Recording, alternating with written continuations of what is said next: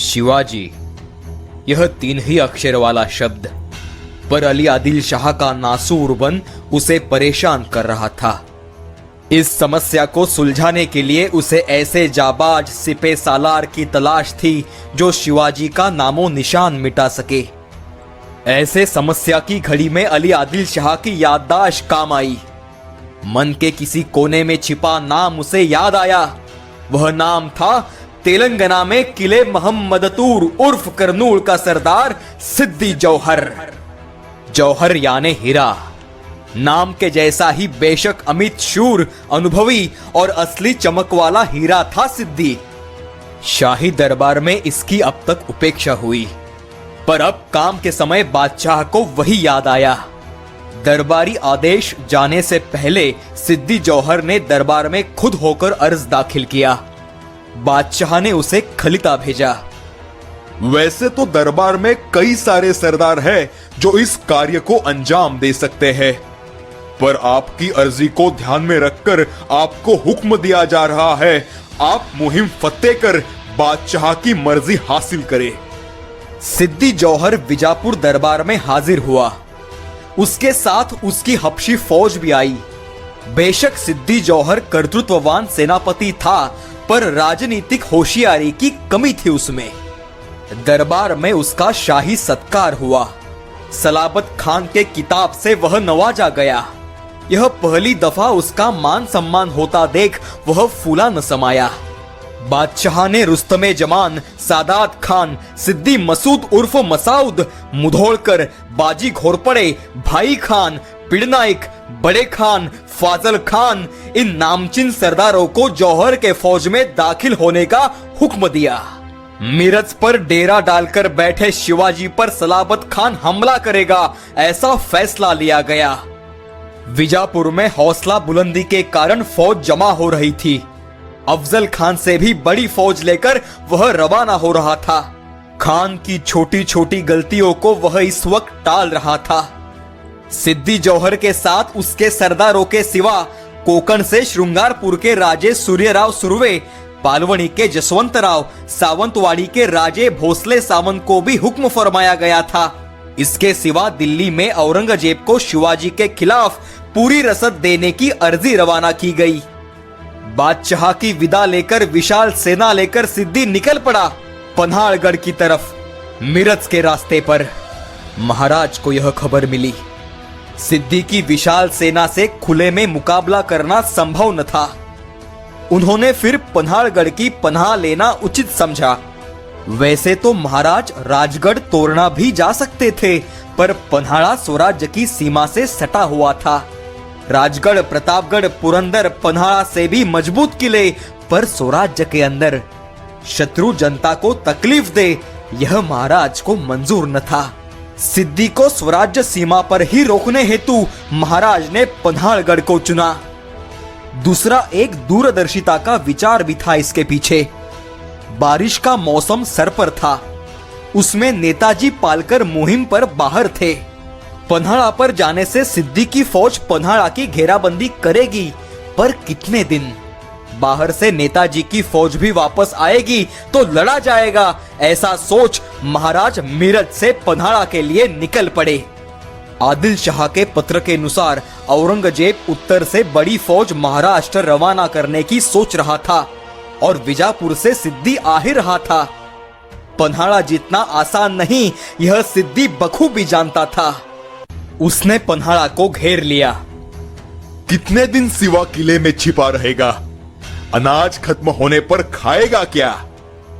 खाना पानी की समस्या से दिन ब दिन महाराज की सेना को तड़पाने का विचार कर वह डेरा जमाए बैठा। डेरे से जौहर और किले से मराठे तोपों की मार लगा रहे थे। तोपों की मार के कारण सिद्दी की फौज किले पर चढ़ ही न पाई, पर रोज नए सरदार जौहर सेना में आकर मिलने लगे। ताकत बढ़ रही थी।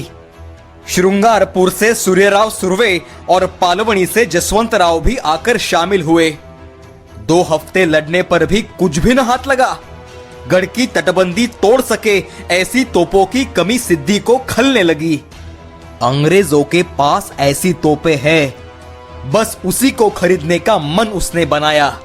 फिर उसे याद आया हेनरी रेविंगटन। जौहर और फाजल ने एक मुतालिक को 400 सवारों के साथ राजापुर रवाना किया। हेनरी की भेंट लेकर तोपें खरीदने का प्रस्ताव उसके सामने रखा। हेनरी दुविधा में पड़ा। उसे याद आया अफजल खान का एक जहाज संभालने का नतीजा क्या हुआ था। शिवाजी के शत्रु को मदद करना मतलब मुसीबत मोल लेना। लेकिन चारों तरफ से घिरे शिवाजी को देख उसके अंदर व्यापारी और राजनीतिज्ञ जाग उठा।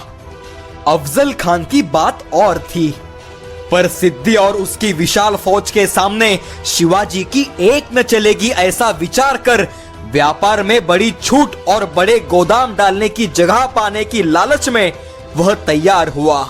सिर्फ 1.5 महीने पहले किया करार भूलकर सिद्दी को गोला बारूद तोपे तथा अपने गोलंदाजों के साथ खुद भी डेरे में शामिल होने निकला। तोपों के साथ अंग्रेजों का यूनियन जैक लहराता हुआ पन्हाड़गढ़ की तरफ निकल पड़ा। महाराज का डर मन से खत्म कर वह खुलेआम परचम लहराता हुआ जा रहा था। सिद्दी ने हेनरी का स्वागत किया। तोपों की कमाल से शिवाजी के सेना को तहस नहस करने का सपना सच होता उसे नजर आने लगा। महाप्रचंड तोफ का निशाना पन्हाड़गढ़ की दिशा में कर उसके पेट में गोला बारूद भर उस पर यूनियन जैक लहराकर अंग्रेजों ने अपनी दुश्मनी महाराज से सरेआम जाहिर की। तोपों की मार से आसमान गूंज उठा। तोपों की मार किले पर पहुंची नहीं, पर ये दहाड़ भरने वाली तोपें सिद्दी के हाथ लगी कैसे, महाराज ने संदेह जताया। यूनियन जैक देखते ही महाराज समझ गए। 1.5 महीने पहले जिस पर मेहरबानी की वही अंग्रेज एहसान फरामोश बन सिद्दी का हौसला बढ़ा रहा था। अंग्रेज तो पराए, पर अपने गोंदाजी पासलकर, केदारजी देशमुख उर्फ खोपड़े जैसे आस्तीन के सांप बनकर बादशाह की गुलामी कर उसके साथ हुए। बादशाह बार बार सिद्दी जौहर को संदेशा भेज चौकन्ना कर रहा था। गढ़ से भागने की कोशिश करने वाले लोगों को उसने मार डाला। सिद्दी ने काफी कड़ा बंदोबस्त रखा था। उसने और 2 कामों को अंजाम देकर महाराज की मुसीबतों को बढ़ाया। एक, पन्हाड़ा की वायव्य में खेड़ना माने विशालगढ़ सूर्यराव और जसवंतराव को भेजकर घेर लिया, और दूसरी बात, आने वाले बारिश के मौसम से बचने के लिए छत बनवाने का इंतजाम शुरू कर दिया। महाराज नेताजी की राह पर आस लगाए बैठे थे, लेकिन उनकी कोई खबर न थी। उधर दिल्ली से औरंगजेब आदिल शाह के अर्ज पर अब तक सोच रहा था। महाराज ने 2 साल पहले उसका जुन्नर और अहमदनगर लूटकर मुगल खजाना खाली किया था, पर उस वक्त दिल्ली के तख्त पर बैठने के सपने ने उसे कुछ करने न दिया। अब अपने भाइयों का कत्ल कर पिता शाहजहां को किले में बंद कर वह अब निश्चिंत हुआ था। वह सोच रहा था, अब किसे भेजा जाए। यह प्रश्न दिमाग में आते ही उसे औरंगाबाद में बसे मुगल सूबेदार उसके मामू जान की याद आई। अमीर उल उमराव नवाब बहादुर मिर्जा अबू तालिब उर्फ शाइस्ते खान। यह बड़ा ही मुत्सद्दी शूर सेनापति और अनुभवी शासक था। औरंगजेब का फरमान मिलते ही उसने औरंगाबाद में खासा तैयारी शुरू की। औरंगजेब ने स्वराज्य पर छोड़ा यह पहला तीर था। शिवाजी काफिर है, यही उसका सबसे बड़ा अपराध है, ऐसे औरंगजेब सोचता था।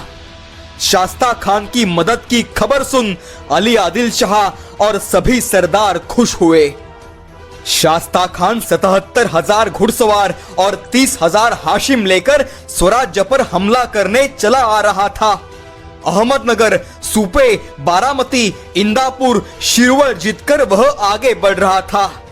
उसे बीच में मराठे छापे मारकर त्रस्त कर रहे थे, पर उसे मामूली मराठे नहीं सिवा चाहिए था। आई साहेब की स्वराज्य बचाने की कोशिश जारी थी, पर शास्ता खान का हमला इतना तेज था कि रास्ते में आते मंदिर, मूर्तियां, गांव सभी को उजाड़ता वह शिरवल से शिवापुर आ पहुंचा। अब उसने सासवड़ की राह पकड़ी। इसी राह पर मराठों ने उसे खूब सताया। गनिमी कावा युद्ध तंत्र से उसका काफी नुकसान किया। शाहिस्ते खान ने पहले पुणे में जाकर डेरा जमाने का निर्णय लिया। पुणे में शास्ता खान का हाथी और उसके पीछे बड़ी सेना प्रवेश कर चुकी थी। पुणे शहर में तटबंदी न होने से सहजता से उसे हथियाने में वह कामयाब रहा। पुणे में महाराज का लाल महल खान ने देखा, जहां पर महाराज का बचपन गुजरा, जहां मां साहेब के संस्कारों में स्वराज्य का सपना खिल उठा। वही लाल महल, उसी में खान ने अपना डेरा डाल दिया। लाल महल में कव्वाली की गूंज भरने लगी। एक तरफ खूंखार सिद्दी जौहर अंग्रेज तो दूसरी तरफ शास्ता खान। अब क्या करेंगे महाराज? कैसे इस मुसीबत से पीछा छुड़ाएंगे? स्वराज्य को फिर से इसकी चिंता होने लगी। लेकिन महाराज पर भवानी का आशीष है, यह बात स्वराज्य को एक तरफ निश्चिंत भी कर रही थी।